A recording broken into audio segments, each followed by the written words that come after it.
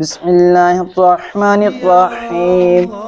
لقد تاب اللہ علی النبی والمہاجرین والانصار الذین اتبعوه في ساعة العسرة من بعد ما كاد يزيغ قلوب فريق منهم ثم تاب عليهم إنه بهم رؤوف رحيم۔ ترجمہ کنز العرفان۔ بے شک اللہ کی رحمت متوجہ ہوئی نبی پر اور ان مہاجرین اور انصار پر جنہوں نے مشکل وقت میں نبی صلی اللہ علیہ وسلم کی پیروی کی، حالانکہ قریب تھا کہ ان میں سے بعض لوگوں کے دل ٹیڑھے ہو جاتے، پھر اللہ کی رحمت ان پر متوجہ ہوئی، بے شک وہ ان پر نہایت مہربان بڑا رحم فرمانے والا ہے۔ لقد تاب اللہ علی النبی، بے شک اللہ کی رحمت نبی پر متوجہ ہوئی۔ نبی کریم صلی اللہ علیہ وسلم رحمت للعالمین ہے، اور آپ پر رحمت الہی کا رجوع یوں ہوا کہ آپ صلی اللہ علیہ وسلم کو معصوم ہونے کے باوجود بکثرت توبہ و استغفار کی توفیق عطا فرمائی گئی، جو آپ کی بلندی درجات اور مسلمانوں کے لیے تعلیم کا ذریعہ بنتی، اور مسلمانوں کو بہت سے معاملات میں توبہ کی توفیق دی گئی، اور اس توبہ کو اللہ تعالیٰ نے قبول بھی فرمایا۔ مزید فرمایا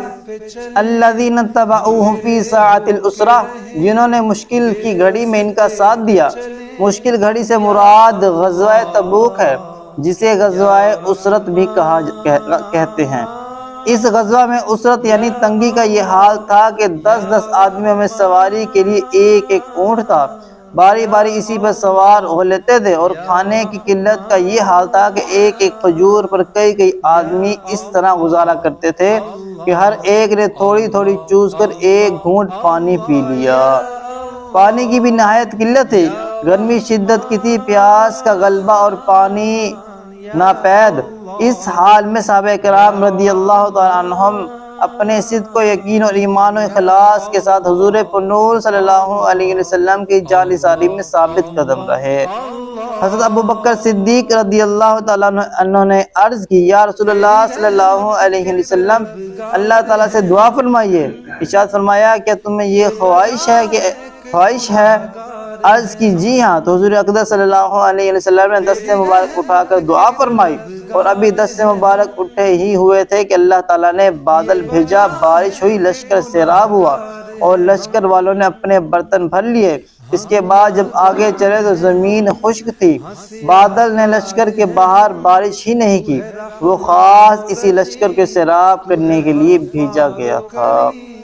مزید فرمایا، ماں کادا، قریب تھا، یعنی قریب تھا کہ ان میں سے بعض لوگوں کے دل شدت اور سختی پہنچنے کی وجہ سے حق سے اعراض کر جاتے، اور وہ اس شدت اور سختی میں رسول کریم صلی اللہ علیہ وسلم سے جدا ہونا گوارا کر لیتے،